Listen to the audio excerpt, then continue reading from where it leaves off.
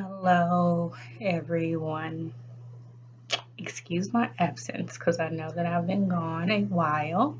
Well, not a while, but definitely a couple of weeks, and I have not been uploading anything for Wellness Wednesday. But hopefully next month I'll be back on that regularly. But today I wanted to just come to you all and talk a little bit about something that affects more people than I think we pay attention to, and we need to pay more attention to it, especially in Black and Brown communities, because um, it's such a huge shock when we hear this happening to one of our own. And in honor of September being Suicide Awareness and Prevention Month, that's what I'm coming here to talk to you guys about today. So, there are two things. Well, I'm going to break this video up into two parts. So, the first one, which is today, I'm going to talk about myths surrounding suicide.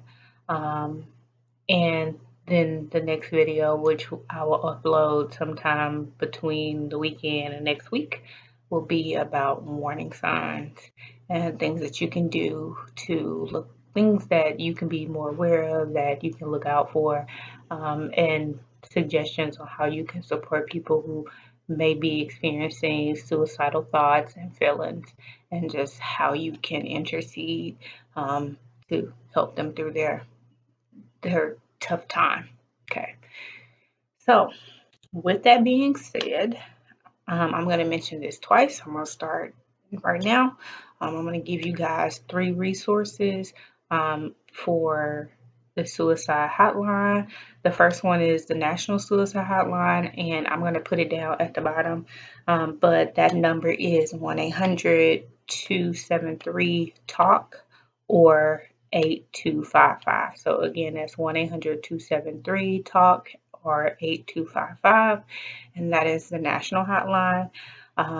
If you go to suicidepreventionhotline.org or just Google suicide prevention, um, you can go to their website and you can actually chat with a professional. So if you're feeling suicidal, have had suicidal thoughts, or you find yourself assisting somebody who has expressed to you that they are feeling suicidal or who have had suicidal thoughts, you can give them that number, and they can call somebody trained, and they have trained professionals that they talk to every day, every hour of the day, to just kind of help them through their crisis that they're going through.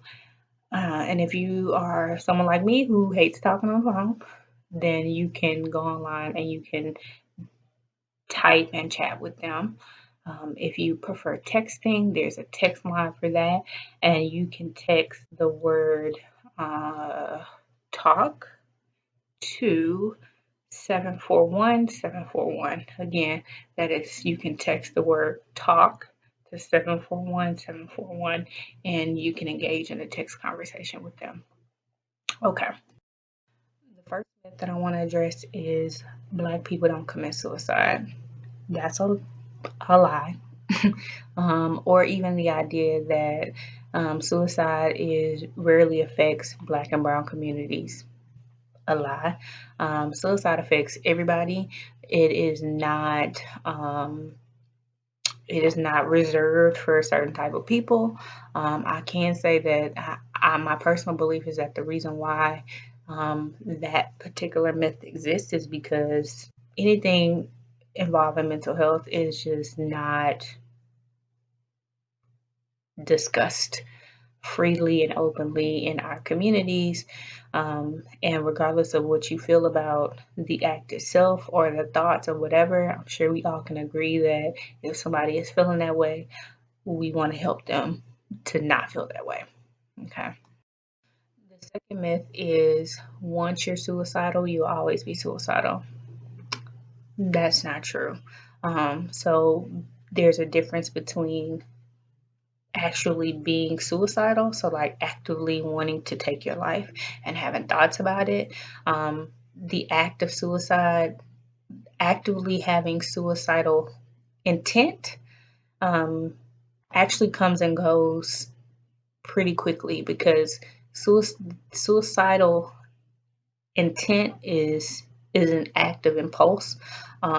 Suicidal thoughts, however, can last a longer time. People often can have them frequently. They can be long lasting, but just because you have the thought of not wanting to live or not wanting to be around or feeling like that will offer some release doesn't always mean that you are intentionally planning to take your life. This one's a big myth, but the third one is we shouldn't talk about suicide, or we should ask somebody if they feel like killing themselves, or they're feeling like or thinking about or planning their suicide. Um, the myth behind it is that, if we talk about it, then it's going to give them the idea. That's so far from the truth. Um, 9 times out of 10, people who are not feeling like that, they're very adamant, like, no, that is not what I'm thinking about. Like, I'm sad, but I'm not trying to kill myself. So, in fact, most people who are feeling suicidal and who have recovered from that, most of them, when you talk to them about it, the number one thing that they ask is that they wish somebody had asked them, so that, because a lot of them are looking for outlet, they're looking for resources, but they don't know where to look. Like, they feel like there's no other option. So they wish somebody would come and talk to them to figure out what their other options are. Are we on the fourth one? Yeah, the fourth myth is only people with mental health disorders are or can be suicidal. Again, not true. Suicide, no one is, um, suicide affects everybody. Like, everybody has an opportunity or a chance to feel like they don't want to be here. It doesn't mean that everybody will feel that way. It just means that it doesn't escape anybody just because this person may have depression or this person doesn't. Like, they're both equally they're both, suicide is an equal opportunist. We'll just say that, okay? Um, and it doesn't escape anybody. The second myth is once you're suicidal, you'll always be suicidal. That's not true.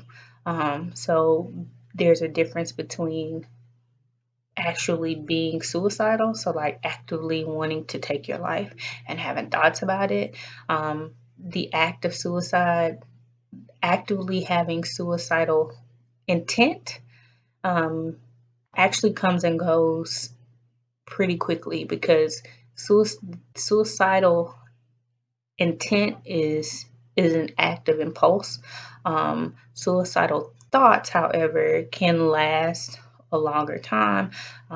People often can have them frequently. They can be long lasting, but just because you have the thought of not wanting to live or not wanting to be around or feeling like that will offer some release doesn't always mean that you are intentionally planning to take your life. This one's a big myth, but the third one is we shouldn't talk about suicide, or we should ask somebody if they feel like killing themselves, or they're feeling like or thinking about or planning their suicide. Um, the myth behind it is that, if we talk about it, then it's going to give them the idea. That's so far from the truth. Um, 9 times out of 10, people who are not feeling like that, they're very adamant, like, no, that is not what I'm thinking about. Like, I'm sad, but I'm not trying to kill myself. So, in fact, most people who are feeling suicidal and who have recovered from that, most of them, when you talk to them about it, the number one thing that they ask is that they wish somebody had asked them, so that, because a lot of them are looking for outlet. They're looking for resources, but they don't know where to look. Like they feel like there's no other option.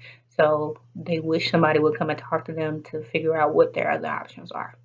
The fourth myth is only people with mental health disorders are or can be suicidal. Again, not true. Suicide, no one is, um,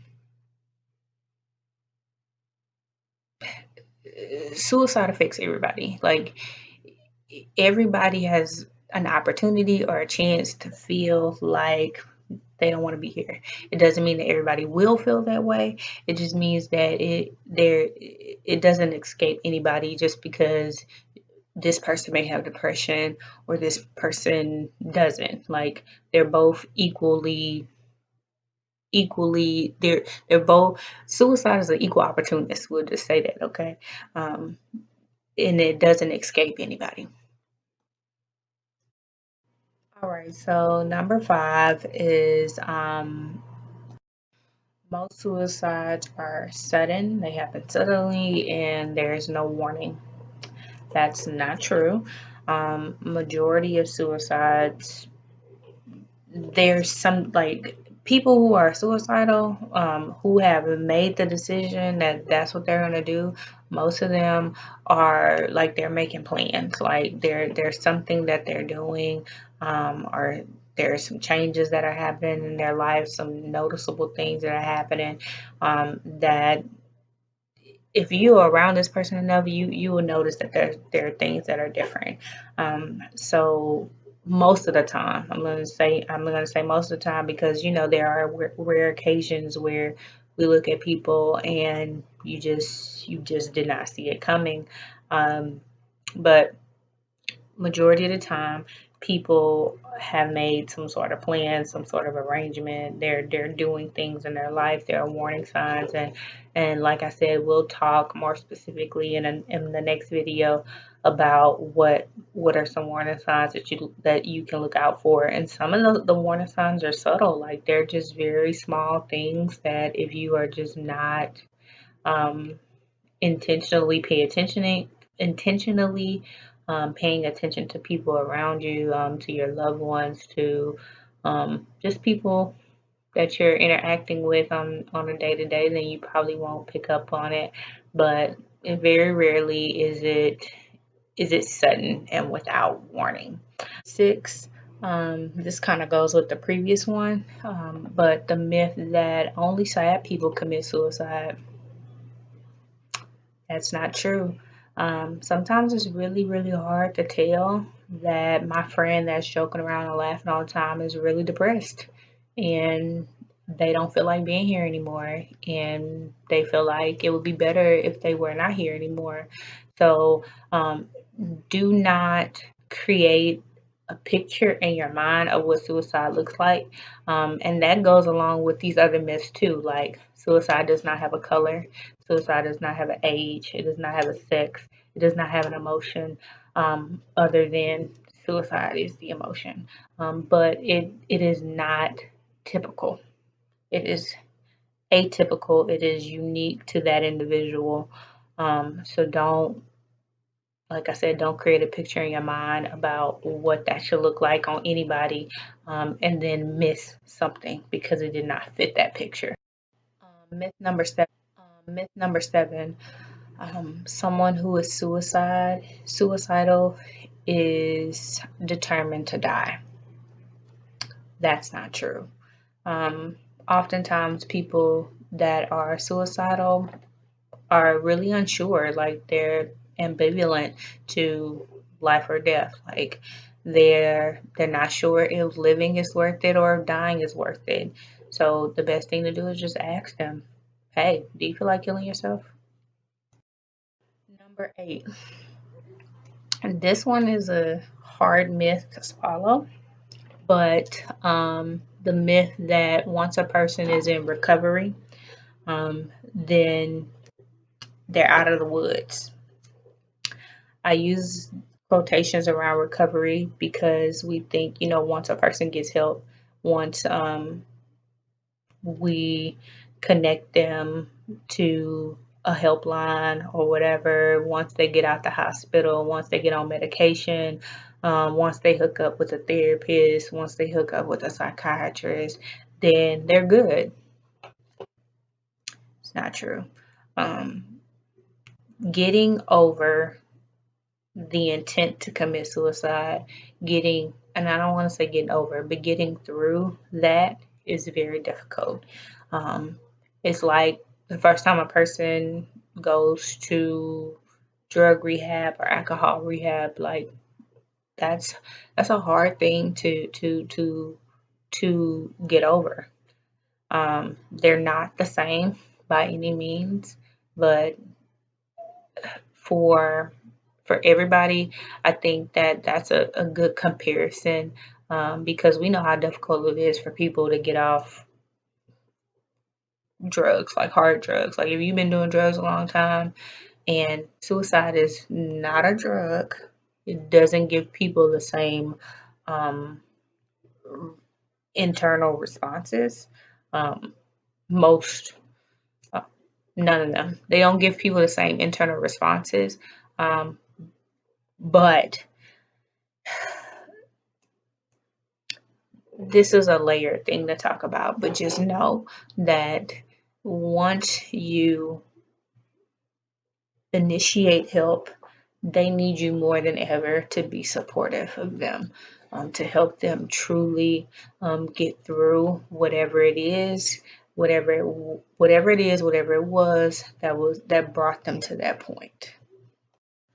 And myth number 9 is giving somebody a resource is enough. Just giving somebody a phone number, just giving them a website, just giving them a text number, just connecting them with well, let me just say those 3. Just giving them that resource is not enough.